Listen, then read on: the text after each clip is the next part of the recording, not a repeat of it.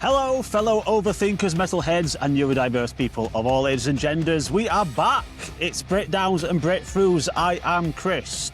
And I'm Mary. And hello, everyone. We have taken a 2-week hiatus because of, well, you probably have seen, Mary had a bit of a mental breakdown. How are you these days, Mary? Are you okay? Yeah. Getting on? Getting by? We're back. Yeah. Slam Dunk gave me the energy, but it took away some as well physically. So it filled up my mental health energy, but my physical energy was like, man. Yeah. But we're back, and that's what matters. It's just Yeah, so never giving up. we've been a bit quiet on the socials, haven't we? Because we've just been well, you've been recuperating, and I've been having a nice little bit of a break. But now we're back. We're ready. We're getting back into it. Mary, what is on today's episode? So today's episode is a little bit outside what we normally talk about. So we're going to talk about cannabis and mental health. And before we start there, Chris, just to let you know, this is not anti-weed episode and also not a pro-weed episode. We're going to talk honestly about why people use, what people get from it emotionally, and also the part we don't always talk about, like the damage that it makes. And we're going to bring all the studies that I've done, that I went through it. Because realistically, if you think about, a lot of people are not just smoking to party. Yeah. No. They're trying to slow down their brains. Yes, 100%. They're trying to regulate. Some people also use it to sleep, to cope with anxiety, and then obviously switch off emotionally. And that's why medical weed is about as well. Medical weed is legal in the UK. It has been legal for quite some time now, I think. You can get medical cannabis, but you need to go through quite a bit to get that. But yeah, it is a illegal drug in the UK, but plenty of the other countries in the world, obviously America, everybody knew that it was introducing into different states. We have Amsterdam that is very known for it. Portugal as well, it's quite legal. In Barcelona, I know you can own 2 plants of weed for your own use. Yeah, per person living in the household. So Spanish law. Chris, I have a question for you. Do you think go for it. So do you really think that's why people use weed now? A little bit less recreational and more emotional?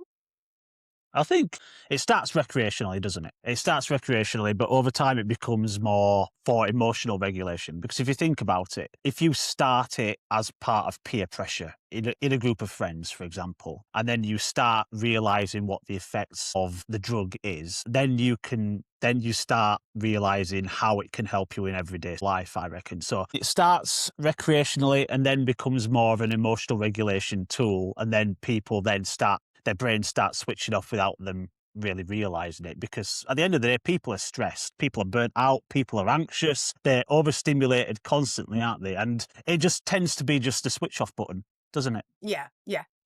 As you mentioned, anxiety, sleep, burnout, trauma, also ADHD, even ADHDers, they do also take weed to calm down the brain. I don't think that the goal is to use to party. It's more for emotional overwhelm. And, yeah, but I mean, to start off though, doesn't it? To start off, it's more of a party drug, isn't it? Because like I say, it's not many people start off smoking weed as a regulatory drug. They start it off as a recreational drug because there's quite a lot of people out there that just experiment. They experiment, they learn the effects, and then once they've learned the effects, they put it to use in their everyday life. I think that most people start recreational because they start very young. I would say, if someone is going to try weed for the first time, I think they are going to be around 16 until like 25. By the time you're 25, someone that wants to try weed has already tried, I would say. Exactly. But once you become an adult, I believe that people over 30, 35 even, I would say, would go back to the weed intake or the cannabis intake to regulate themselves emotionally. But obviously, it is still illegal drug in the UK. And you can also get addicted emotionally to weed isn't it? But we're going to Yeah. get there. We're talking about why people use. So one of the biggest thing I found while researching this episode was anxiety and stress. The Yes. people that suffer from anxiety and stress is the top reason why people use cannabis. A research made for the Journal of Cannabis showed around 52% of medical cannabis was reported to be used for anxiety relief being the main reason. Yeah. So it's a That quite makes high sense. number, Yeah. isn't it? And honestly, it does really make sense for a Yeah. person that really struggles with anxiety and a Mm. person that already tried cannabis. I would say that Yes. it does make a lot of sense. It's not about getting high, it's about getting quiet, isn't it? Yeah. I mean, in the past, we've all had a past, haven't we? And there's probably God knows how many people out there in the world that have tried cannabis. And me myself as well has it. And with my ADHD and the anxiety and the stress, it has helped. And I can understand why there's a lot of people out there that want it legalized because it just helps with everyday struggles, especially when you get to, like you say, ages 35 and over, where people have got all of this emotional baggage that they're just trailing around. They're just looking for an escape, Mm. and it's a natural escape because it's a harmless-ish sort of drug. It's just one thing out there that would help ease the mind without going into all of the chemical drugs that are out there, which are a bit more dangerous. Yeah, I agree. They do say it's the door to It's a harder doorway. drugs. Yeah, Yeah, doorway to the harder yeah. drugs. But I don't know if me personally, again, this is just my opinion, is not part of the research that I've made. I don't think because that's the thing. If you go to Amsterdam and people that are smoking weed, you don't see people fighting and having arguments. You don't really see people getting into fights and stuff when they are on No, cannabis. In the other no. hand, someone that is drunk or on Yeah, coke or, even meth, yeah. you see a lot of getting a disagreement because of alcohol, like a legal substance, that you can buy anywhere. There was a guy that was speaking. One of the questions that was asked to this person was, do you think that the world would be a better place if everyone in the world just smoked weed? And the guy was just there like, not really. It would still have its issues, but it would certainly be a lot calmer. Like, Yeah, it's not going to cure everything, but everyone would just be a lot more relaxed. yeah, I I think, I agree. think I think everyone in the government should just start smoking weed. I think they should hand over the government to the women. Yeah. So now touching the ADHD and overthinking part, yeah. hmm So something else that came up in the research that I made was neurospiciness, Mm. especially ADHD. A lot of Yeah. people with ADHD report using cannabis to slow the racing thoughts, help sleeps, and manage emotional overwhelm. Yeah. But what's interesting is the clinical evidence of it. It still says that there's no strong proof that cannabis actually helps treating ADHD on long term. So, Okay. people genuinely feel relief without it, not necessarily bringing it to the health in the long term regulation thing. So, So, it's like, momentaneous. So, yeah. if you smoke the weed, but if you use it for many, many years, it might not be as effective. And there is no evidence that shows that it helps with the ADHD symptoms. Right. So you're saying that there's a difference between relief and actual cure, as in healing. No, well, yeah. Yeah. I mean, being healthy as long Mm. term. So people can genuinely feel relief Mm. without necessarily being healthy on the long term Yeah. of type of regulation, Mm. especially because weed is known for giving psychosis to people. People Yeah. can get psychotic and paranoid and all that, you know what I mean? So it can have a momentaneous relief, but when it comes to long term of treating the ADHD symptoms, it's not really Yeah. helpful. It's a really good analogy for this. Go Like, for it. so you've got your healing and you've got your relief all together, right? Because I think there's a definite difference, obviously, between relief and healing. Because if you think about it, relief is basically like stick in a bucket. underneath a leaking ceiling, isn't it? And you're just gathering the water from the leaking ceiling. It's just dripping. You're not really doing anything with that. However, healing is actually fixing the roof, and your whole living room is the emotional swimming pool that is currently fucking flooding. That's my analogy in terms of the relief and healing that Yeah. you're pretty much talking about. I don't think that there is a cure for ADHD. No, through the researchers have done so far, there's no cure. It's a lack of dopamine in the brain, isn't it? And you're constantly chasing that. But I Correct. think that, me personally, I'm not against you using cannabis to give you that relief, but as long as you do safely. Yeah. Yeah. Yeah. Agreed. Okay, so the next part, what cannabis actually does. So scientifically, cannabis can absolutely create short-term calm. Yeah, it can reduce tension, slow thoughts, relax the body, Help and with sleep. help people sleep. But the issue that research keep coming back to it is what happens on the long term when it becomes your main coping mechanism. So I'm going Well, to you bring it. lose a lot of money for a start. Yeah, it can be a pricey habit, yeah, I must say. Well, the CDC estimates around 30% of the cannabis users may develop some level of dependency or problematic use, especially daily users or people using high THC strains. So 30% of the users, if you think about that's quite high, you can get attached to the feeling of being high and depend on that emotionally, which is the unhealthy path. And if you're using it every day and using high amount of THC. Yeah. And thinking So of dependence. surely a very small percentage of those users experience any sort of psychosis. Yeah, it's very rare. It's not rare, but it depends how much you use it. And it could hit someone that only used weed for a couple of months, and it could just hit someone after a few years. So we're still touching in a very unknown subject here because it depends from person to person. Someone can smoke weed their whole lives, all day, wake up, smoke a joint, live their lives, and is very productive, like the functional addict in this case, isn't it? If you're waking up and smoking a joint and smoking throughout the day and you're constantly high, me personally, I would say you have a problem. Not physically. The actual substance isn't addiction. The feeling is addiction. You need to understand that addiction, it's when your body can't cope without that substance anymore because you're addicted to it. It's like me and my vape, isn't it? There is Me and my nicotine in gym. it.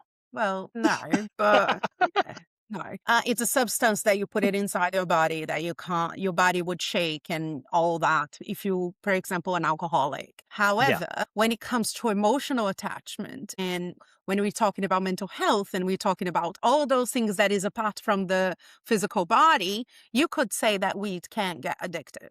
Okay. Because now we're touching a different kind of thing. Yeah. So it's a bit complicated because people hear that word and immediately think addiction. But emotional dependency, it's a bit quieter, but than still actual addiction. Yeah.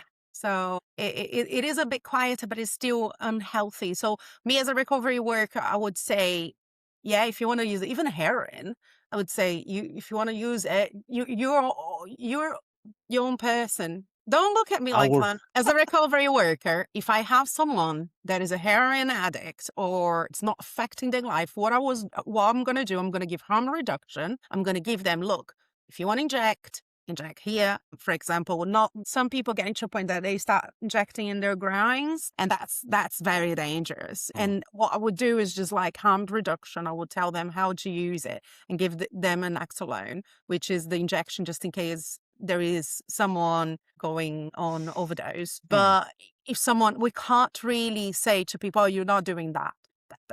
They're capable human beings to make their own decisions. And in the end of the day, we accept people regardless, right? So that's the whole point of the podcast is just like, we accept you as you are. I don't condone if you want to use heroin, but I'm not going to judge you. Yeah, I'd be right. So I have a few questions for you there. Okay. Have you ever noticed people relying on cannabis emotionally? Yeah, 100%.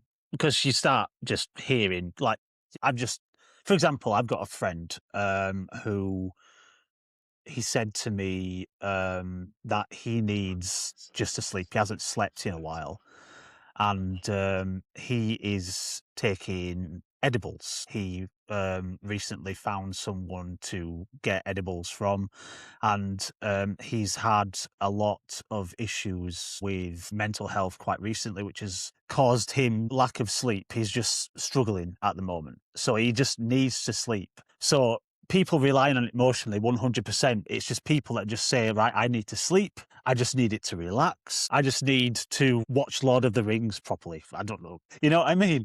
And once your brain just starts assigning every emotional function just to one thing, it's probably just worth checking in with yourself. And I think this guy, it's working for him, but it's only working for him like we've just discussed in the short term. It's not working for him fully, and that's the reason why he's currently going into therapy as well, just to help him with but at this moment in time, 100% people do rely on it emotionally. Yeah, I agree.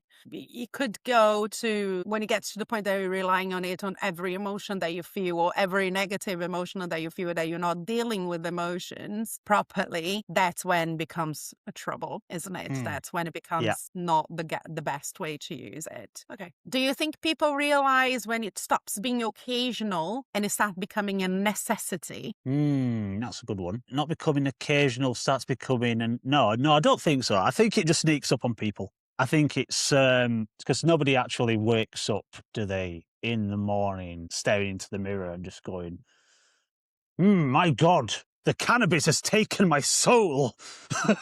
No, it's gradual, isn't it? It's just hard to It's notice. gradual, yeah. Yeah, I don't think people realize at all. No, it's just a gradual step. Okay. Yeah, I think that, again, this is my personal opinion, and with the research that I've done, I think that when it becomes a necessity that you can't not have it, then Mm. what I would advise is to seek professionals. And if you don't want to do that, because I know it is quite daunting walking into a place like CGL, for example, where I Mm. work, and then you're going to treat the problem that you have with any substances. If you want to do it on your own, just make yourself a plan. This day I'm going to use, that day I'm not going to use, and start a reduction plan as well. What I will also say as well is if people do feel it's quite daunting going into these places, if they feel that they have got an addiction for something, these people are not judge. They do not judge whatsoever. If you were to go in there, this is their job. Their job is to help you. So if Yeah. you have any qualms about going into any establishment that deal with addiction or I don't know, anything mentally, then these people are here. They're professionals. They're here to help. So yeah, Yeah, just wanted and to get that apart out there. from that, yeah, and apart from that, when you get to a CGL, site, you're gonna get the best people. I love my colleagues; they're amazing, and they're not gonna judge you, and they're gonna try to make you as comfortable as possible. But we also have chats. So if you go online, go to the CGL website, and you don't want to show your face, you want to keep anonymous. It's okay. You can go and chat with someone and get guidance and advice. I think that is, if you really struggling to get out and, show your face somewhere, which it can be, then just use the chat. We're going to be able to help you on that way as well. Yeah. Do you do home visits as well, Mary? Is that an option? We do home visits, however, only for people that are housebound. Right. Okay. So me personally, I work with criminal justice. So sometimes I meet my clients at probation, which Mm. I'm doing it tomorrow actually. But yeah, we try to avoid because of funding. That's what it is. Yes. Funding, in the end of the day, CGL is a non-profit. So Mm. we rely on government funding, and dealing with people with addiction, there is the stigma that they're the bottom, that they don't Right. deserve Okay. help. Okay. So the funding from the government is not the best that we get. Understood. Another question. Can something Okay. help you cope while also holding you back? So, for example, the weed in this case, it will help you in a way that is quieted, the calmness and all of that, Mm. but is also holding you back from doing things. For example, if you have something to do and you're like, I'm not going to do that because I want to stay home and smoke weed. So do you believe that something can help you, but at the same time hold you back? Yeah, I think you've answered your own question there, Mary. Yeah, 100%. Two things can be true at once, can't they? So, for example, some coping mechanisms are a bit like, if you think about it, emotional stabilizers on a bike. Yeah. So they're helpful at first. Yeah. But then they're slightly concerning if you're still on when you're riding a bike when you're 40 years old. So, of course, two things can be true at once. I have a story for you. So I went to Copenhagen with my ex-husband, and there in Copenhagen there is a little neighborhood that is called Christiania. And then we went there and we got some cupcakes with weed on it. So I got like, I don't know, about 6 cupcakes, 3 each. Fine. Got back to the flat that we rented, Airbnb it. And the next day we're supposed to go on a bike ride to do the whole tourist stuff. So we're like, oh, we're going to go have a chilled night. We can have one of the cupcakes, go to sleep, wake up. We're going to be fresh. So I ate one cupcake and I was like, woo, yeah, I'm amazing, chilled. And then my ex had one together and he was like, it's not hitting for me. And then I was like, and then he goes like, I'm going to have another one. So he had another one. No. Oh my God. No. I can see what this is happening. I know. I can see the thing is, he is 6'7". Yeah. So I understood. Like I have one. I'm a smaller person. He's going to need a little bit more. So he had the second one. And it's like, this damn thing is not hitting. So he had the third one. And then I was like, and I was still my first. So I was like, this is amazing. And then I fell asleep. He fell asleep. And then we woke up the next morning. He couldn't walk. Oh my God. He just couldn't walk. And I was so pissed off because I was like, I want to go on my bike ride. And he was leaning on the bikes like this. I can't ride it. I can't ride it. And then I was like, damn it. And I got really wifey pissed off. You know what I mean? Can't believe you're doing this to me. A similar thing happened to me, but not on a bike. And I wasn't in Copenhagen, but I was in my 20s and a friend at the time had baked some very nice brownies and they were very tasty, but I was not aware what was in them. So we'd gone over to his house and I had said, oh, I've just baked these. And I was like, oh, brilliant. Nom, nom, nom, nom. What's fucking amazing is that? You know what would be good with this? I'll have a cup of tea with this. It's just tasty. So he makes a cup of tea and I'll have another one. I'm like, oh, it's fucking amazing. These are tasty. What's in these? He went, oh, cannabis. And I'm like, oh, but it's not hitting me. It's fine. I'm just having... And then we go out, we're going out to a nightclub and everyone's on this dance floor and there's like a little barrier around the dance floor. And I'm over this barrier and I'm like this, like... in the middle of the nightclub. I can't lift my head up. My neck just feels like my neck just feels floppy and it's just constantly doing this, just flopping. And people just keep coming over to me. I was in that nightclub from 9 o'clock at night till 1 o'clock in the morning. And to me, it felt like I was only in there for 15 minutes. I did not feel like I was in there for long. There you go. Learn from our mistakes. Yeah, well, it wasn't with me, but you know. Mistakes are made by people, but overconsumption does cause. Yeah. Yeah. So yeah. If you're going to use it with caution. You know what I mean? And if you think you have a problem, seek help. That's all we're going to say. You know, I think we're probably going to have to put a disclaimer on this episode. We'll definitely put a disclaimer on this episode. Yeah. Okay. So another thing that throughout my research, I thought it was very important to bring it up. Do you think that cannabis use to that extent it's helping or is it avoidance? Because if you think about alcohol, most people that do have an alcohol problem, they are relying on alcohol to avoid living in the present and avoid certain feelings. We talked about this in the first episode, and that's me as a recovery worker. Drugs are normally used to avoid feelings that you don't want to feel. Exactly. Yeah. So is this an avoidance or it actually helps? Honestly, I think there's quite a lot of people. There's a lot of shit that's going on in the world at the moment, and everyone is overstimulated. And silence just feels like it's fucking suspicious. If anything is silent in this world right now, people will be just thinking, "What the fuck is going on?" It's just too quiet. Something is gonna hit. It's just too quiet. Yeah. So I think everyone is just so overstimulated at the moment that it definitely is an avoidance. And for example, if somebody's phone battery dies nowadays, people act like they've just been abandoned in the fucking wilderness, don't they? It's like the end of the world. Yeah, no. If your phone dies, you're dead. Yeah. Together If with your the phone phone. dies, yeah, 100%.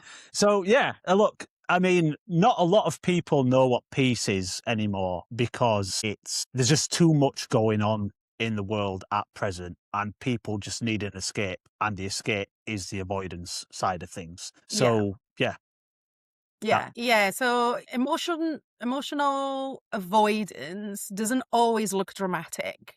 Sometimes it just looks like never sitting with yourself sober.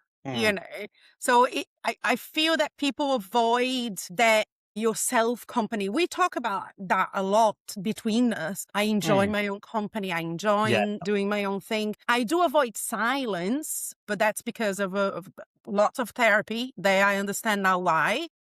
mm, And I'm okay with it. I normally put music on or TV in the background.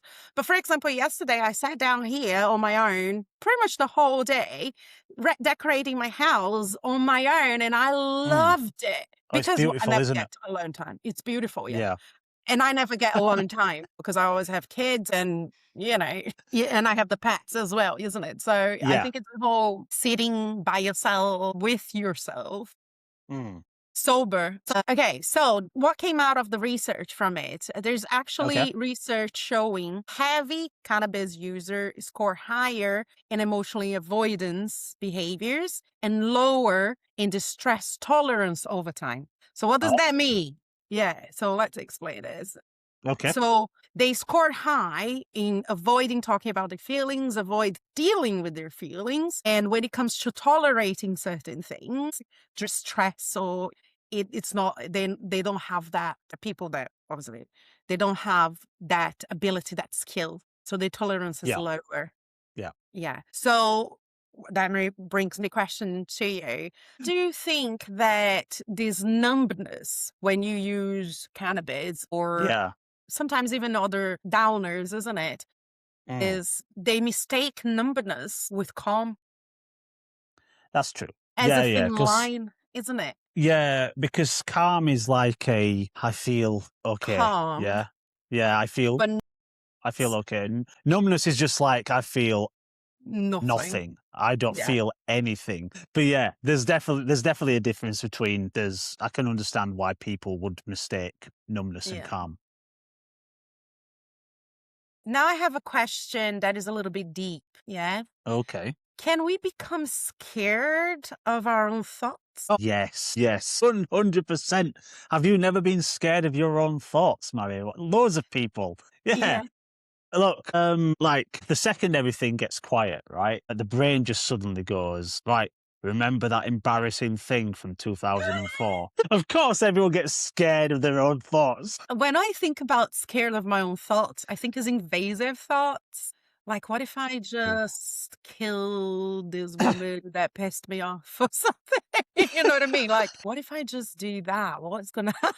Invasive thoughts. It's like, Yeah. no. Someone once said to me, right, that murder is legal if it's in your own head.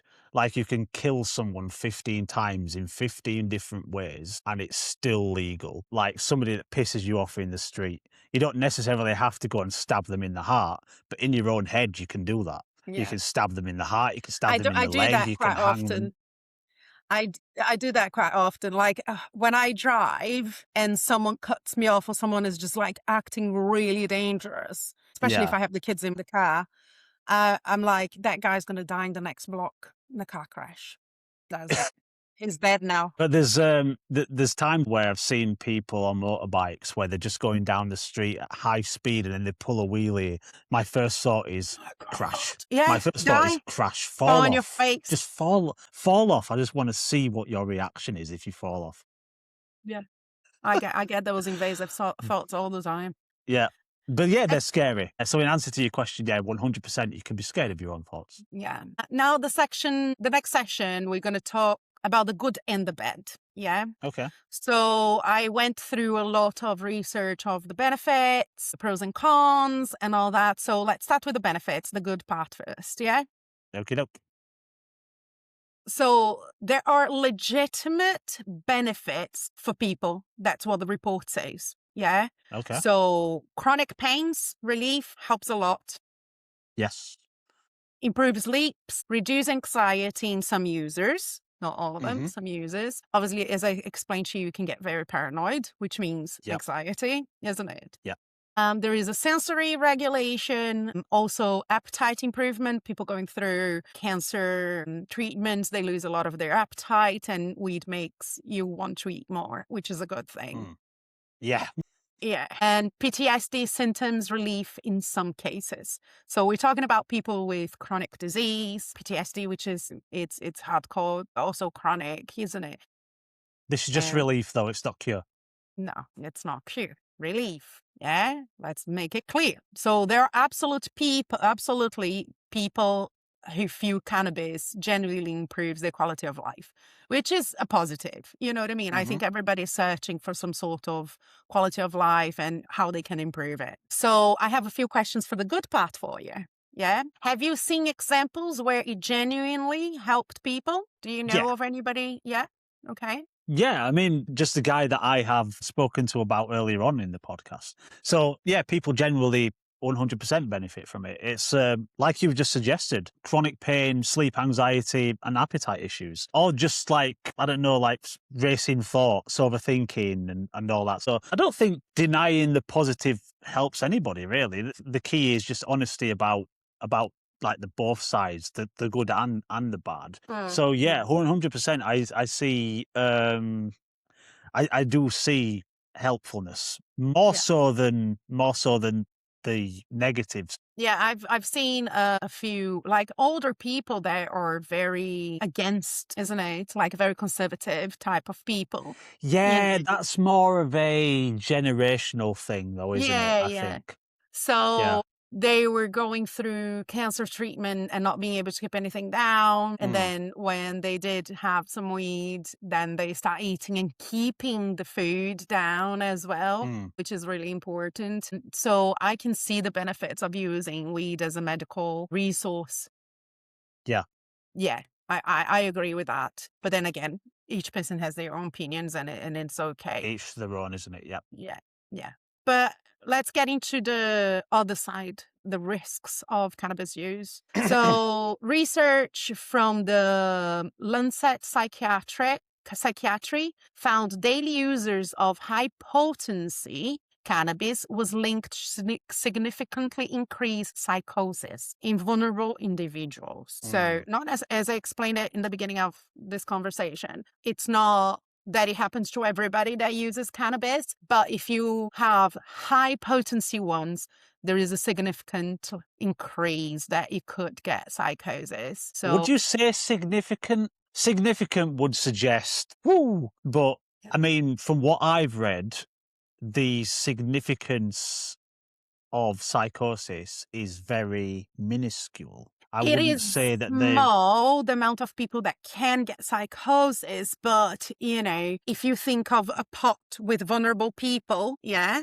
and we're Mhm. talking about those vulnerable people, if they have high potency ones, increases the chance of them getting psychosis. Does that Are we make t- sense then? are we talking about vulnerable people in a sense of people with extreme mental health issues? Maybe. That would make a As I lot more explained it, sense. it could be anyone. I saw reports that I went online and then when I was doing the research, I saw reports that a person got psychosis in the first try, Mm. So, but it's not something that you're going to have to live forever. There is a way No. around it. The thing Yeah. is, if you keep using on a daily basis high potency ones, you know what I mean? There is a high chance that you're going to get psychosis. So be careful. If you're going to do it, it's fine. Just do it safely. That's what I'm about. You know what I Yeah. mean? Okay.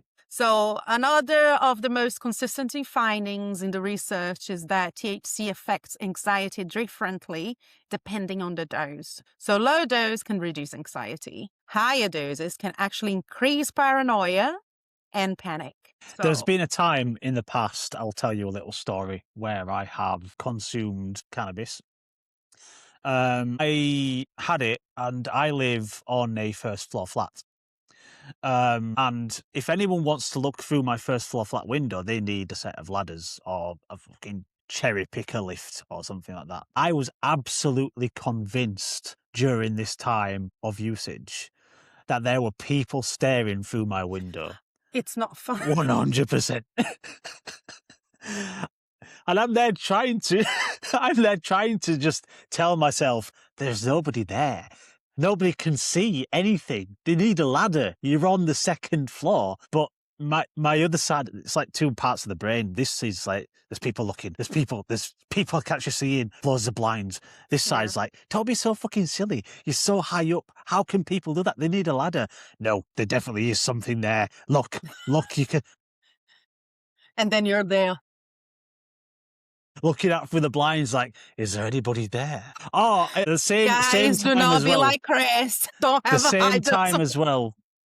The same time on the same day. I was convinced that the person in the mirror that I was looking at, which was me. Have you ever done this where you look in the mirror, but then you turn away, but you're convinced that person's still staring at you, and you just look? No. It's like. Man, you That's need what to I be was. I was like steady. that. I was like thinking the person in the mirror was just Still constantly looking at staring at you. me, still looking at me when I turned away. So I'm there brushing my teeth, and I'm like, "Are you? I'm gonna catch you. I will catch you staring at me. You." Again, guys, don't be like Chris. I'm joking. Oh my god. Yeah. As so never again. Yeah. Okay. So the experience people have with cannabis can vary massively depending on the mental health, genetics, trauma history, dosage, frequency, all of it. So it's a very difficult substance to study how it affects the human body, because it will depend on so much more. Like, it's very individual by individual. It could affect you, it could affect one way and could affect me a different way. So, yeah, you can, if you're going to do it safely. Make sure that you're in a safe space. Make sure that you have people around you just in case something happens, and enjoy the ride. Yeah. And now I'm going to bring you here. I'll have a few questions for you. Okay. Why do you think people rarely talk about the downside? I think people rarely talk about the downsides because they get defensive about the things that they rely on, especially when, for example, online, like everything gets pushed into extremes. So either weed is harmless or weed ruin lives. The reality is really somewhere in the middle. So yeah, the downsides, people just don't really want to, especially if people are constantly consuming or smoking weed. They don't really want to talk about the downsides. They only really want to talk about how much it helps, because they don't want to be seen using an illegal drug for certain reasons. Do you know what I mean? So yeah, they don't want to put it down as much if it's really helping them, Yeah. even though there are some downsides to it. Yeah, If because you get my drift.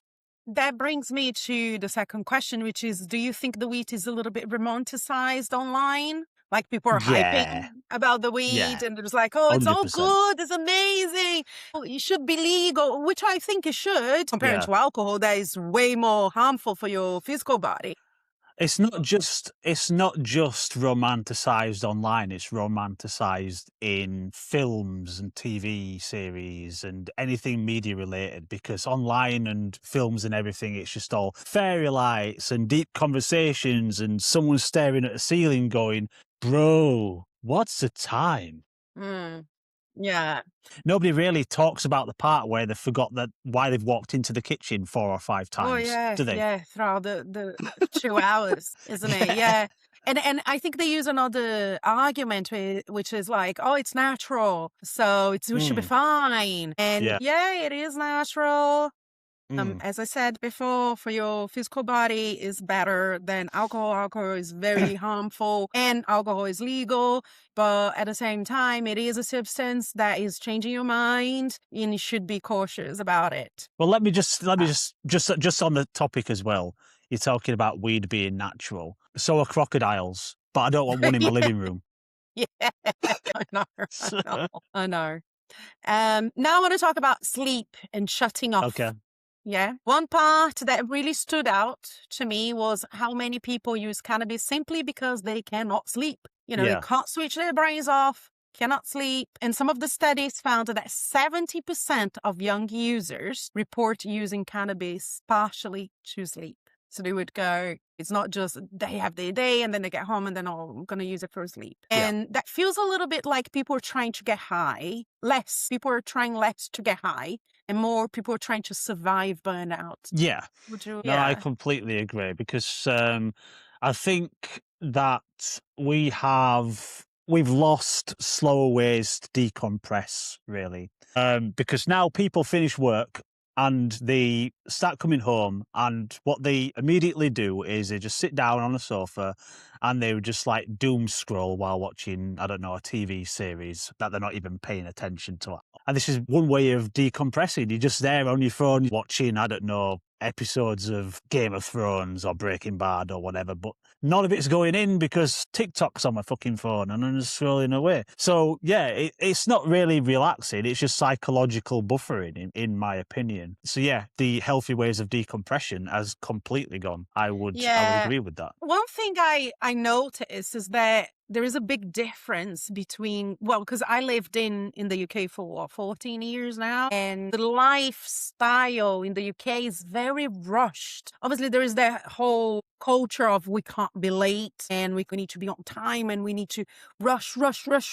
And when I spent a couple of months in Brazil, my ex-husband still works from home, so he could work remotely from Brazil. And I was working remotely. I own my own business, so I was doing remote work. And even we were doing the same work, it felt much more chilled. Much And more we were chilled. not using, yes, and we were not Yeah. using weed. Obviously, we had kids and stuff, so we when we did use weed was when we're childrenless. So yeah, I think that the pace of the UK, and I think that big cities in America as well, I would say it's very fast paced, and we're losing touch of feeling very exhausted and losing touch, as you said, of how to decompress, healthy ways how to decompress. And then we turn to substances, like having a glass of wine in the night. Yeah, it doesn't make any sense to me. People from like nice, quiet countries want to come to the UK, just feel that the hectic burnout of everyone that just lives here. Fair enough. If you want to do that, you do that, each to their own. But I mean, I live here. It's very fucking stressful. Okay, so in the end of the day, so we're going to, the final section now. We have, I don't think this episode is really about weed, is it? No. I think it's about why people feel desperate to escape themselves. It's escapism. It's mainly it's the whole episode is mainly about escapism and relief and just how to emotionally regulate by using a certain substance. Yeah, and the overwhelm as well, how overwhelmed we all feel, isn't it, as adults and as time and age. Maybe the scary question is, if we take away the distractions, the substance, the noise, are we okay to sitting with ourselves? Are we okay sitting with ourselves? That is the question, isn't it? That definitely is the question, and it's a very good question. If we take away all of that, are we definitely okay? I don't know. Certain people might say yes. Certain people might say no. It's an ambiguous question, I would say. Where do you sit on those terms? I think that for me personally, it's the moments. Like, for example, yesterday I sat down, did some decoration around the house, cleaned the house because it was a proper state, and just enjoy my own company. At some point I did sit down and have a look at the podcast stuff. So I do enjoy, but I am a very active person, like not physically active. I like to be doing something. Stuff. I'm not the chilled person. But after I took out the alcohol from my life, I noticed extreme difference on my personality on this side. It was way worse. Things would get to me way easier. Like I would get pissed off and stuff like that. And now I can emotionally regulate way better after I remove alcohol from my life. And what else I was thinking, I start doing things that I was scared of doing. Like, for example, I wanted to be a certain way, but I didn't know how to be like that. Like a more warm person, nurturing person. And I thought I wasn't. But then I found out that I am. And is that becoming, you are. yeah, me nurturing and all that. Yeah, I think that once you give yourself the chance to sit with yourself without using other substances and stuff, I think you're going to realize way more than you know. I agree. Yeah. Ever since I've started living with myself, I've started to appreciate myself a lot more than I had when I was married and living in a household with other people. Having my own space, I feel that I've started to understand myself a lot more because I've had the time to think. I've had the time to take away. And it's basically like being your own therapist in a way. You and your own brain just having a chat. Yeah. But when it comes to cannabis use, in my opinion, sometimes it can help you cope, which is okay, but it's still not healthy for the long run. So no, it's not a long-term thing. Yeah. So that is my personal opinion. What about you, Chris? What do you think about cannabis use? I think at the end of the day, it's the same as any other drug. It's the same as paracetamol. It's the same as ibuprofen. It's a relief. Like, you're going to constantly keep getting headaches. It doesn't matter who you are. Headaches are part of life. You take a paracetamol to relieve the headache. You take, I don't know, something for weed. Hey, relief. Or you take like a Rennie for indigestion. It doesn't completely stop indigestion. It's just a relief. There is no 100% cure for any sort of mental ailment that if you were going to take weed to stop. And again, for sleep, it's all just a relief thing. So I'm all down for people using it for those reasons. And yeah, that's just my take on it. It's beneficial for certain people. It has its benefits, yeah. I don't often see many downsides to it, to be fair. And it's the same as any other drug. Paracetamol, yeah, fair enough. If you were to take a lot of it, it's very harmful. Same goes with to weed. If you were going to take a lot of it, it's very harmful. Yeah. I don't see an issue with people using it personally. Yeah. Okay. So that is the closing arguments for folks. Well, it's been brilliant. Again, doing the recording, I've really enjoyed it. I know it's been 2 weeks we've had off. It's been good just to get back into it.